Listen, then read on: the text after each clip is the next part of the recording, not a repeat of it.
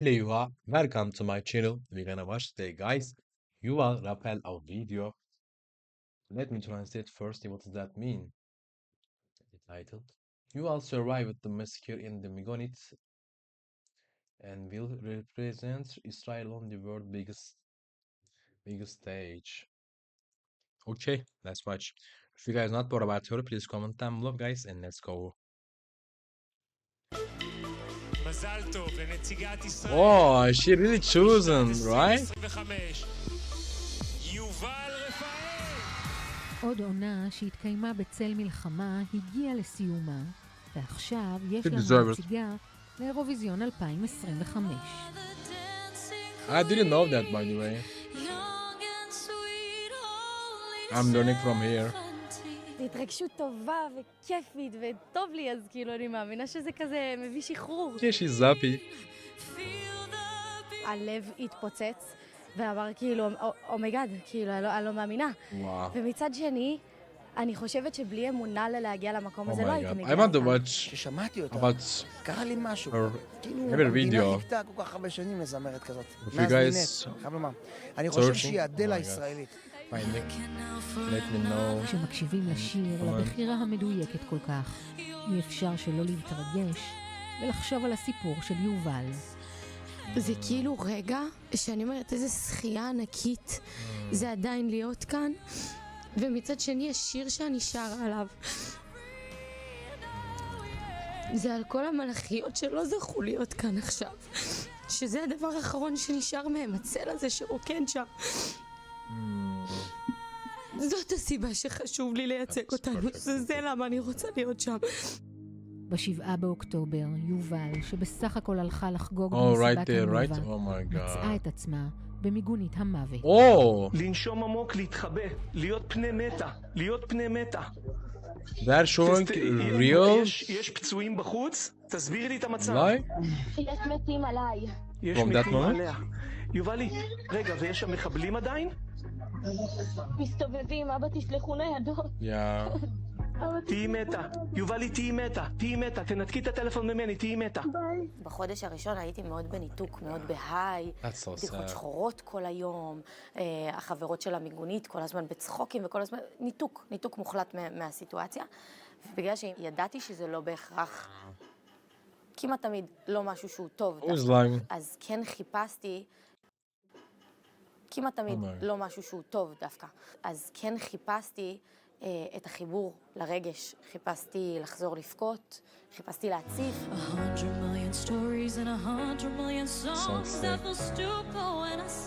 השביעי נתן לי איזושהי לגיטימציה מסוימת לקחת פאוזה, וכל מה שרציתי זה לרפא את הנפש שלי. וכשהגעתי למרחבי מרפא הבנתי שאחת החוויות שאני רוצה השנה זה מוזיקה פשוט.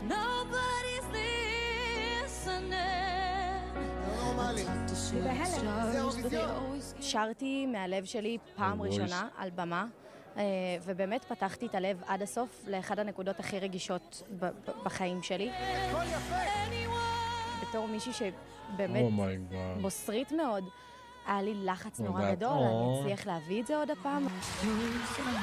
עם הקול הגדול והסיפור האישי שכל כל ישראל, יובל כובשת את הקהל ואת השופטים שוב ושוב. יובל היא בעיניי נציגה מטורפת, מייצגת אותי ואת כל המדינה שלנו בכבוד. בואי, אם הייתה בתוך מיגונית מוות, מה זה האירוויזיון בשבילה? עדות חיה ועומדת, מלאת כישרון, שמדברת בכל כך הרבה שפות. שרה מדהים וערכים ודרך ארץ.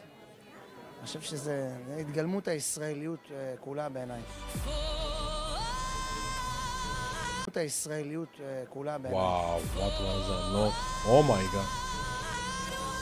That's perfect. דיסוננס מטורף מצד אחד, תחושת שחייה ענקית, לא רק בתוכנית, אלא כאילו בחיים, ההרגשה הזאת שאושר עילאי לצד אולי העצב הכי גדול שחוויתי. אמרתי ליובל, תקשיבי בת שלי, את הבאת אותנו בשנה הזאת לחיות על הקצוות. he's that? אחד, זה מקום שאמרתי לך, תתחבאי ותעמידי פני מתה. ועכשיו, זה תפרסי כנף ותראי לכולם מי את. וכולנו יודעים שהדיסוננס הזה, הקצוות של משפחת רפאל, הם הסיפור של כולנו במדינה בתקופה הזאת. להחדיר לכל האירופאים את הסיפור של יובל, מאיפה היא באה, מה היא חוותה, את הטראומה, את השואה שהיא חוותה, היא ניצולת שואה. היא צריכה לחפור, היא צריכה לספר, היא צריכה להשמיע את ההקלטה של אבא שלה. היא צריכה לזעזע. הסיפור שלה הוא משהו שאף אחד שם לא יוכל להישאר אדיש אליו. אני מקווה. כשהיא מודעת לכובד האחריות שלקחה על עצמה, היא כבר מרשה לעצמה לדמיין את הבמה הגדולה בשוויץ. נריצה עם הדגל לכל הקהל הזה, והתחושה שכאילו ניצחנו. כאילו, עזבי מקום, עזבי ביצוע, עזבי זה, ניצחנו. אני מרגישה שכאילו, אם עברתי את זה, אז אני יכולה לעבור הכל. בעוד כשבוע תתכנס הוועדה ותבחר שיר שינסה לספר את הסיפור שלנו. מדינה שכואבת את נופליה ושמחה עם השבים אליה. משהו שמסמל תקומה. משהו עם רכות נורא נורא גדולה לצד עוצמה. משהו שמסמל תקומה. משהו עם רכות נורא נורא גדולה לצד עוצמה. שהוא מתאים לממדים שלה. אתה רואה את עצמך כותב שיר? לה ספציפית כן.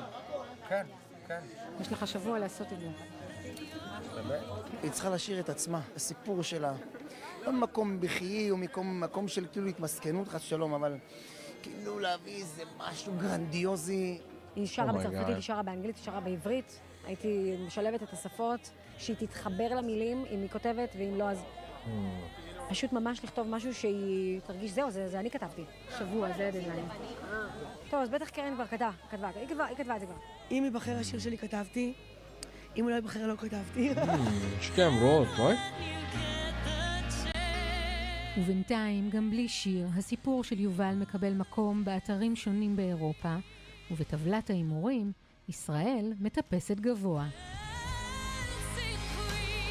ויובל, היא נרגשת מההכנות הצפויות לה, ובעיקר שמחה לחזור לשוויץ, שבה התגוררה בעבר. שם ממש גיליתי על עצמי בעצם את היכולת הסתגלות שלי, זה מקום שהוא קסום מבחינתי, יש לו מקום ענק בנפש שלי ובמי שאני היום, ופתאום האירוויזיון השנה בשוויץ, זה כאילו... אין סגירת מעגל כזאת, זה מטורף.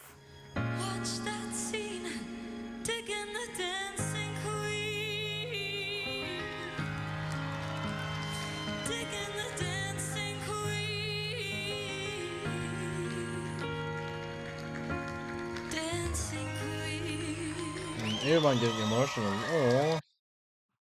Bro. Oh my god. Anyway, when I just talking, by the way, I'm gonna eat something because how to say, I'm using medicines.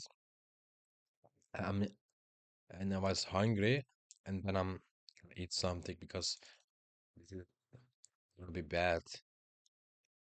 Turning to bad, but I need to eat something because of I ate something. Anyway, let's end, guys. If you guys not thought about Yuval, please comment down below and take yourself, guys. Bye.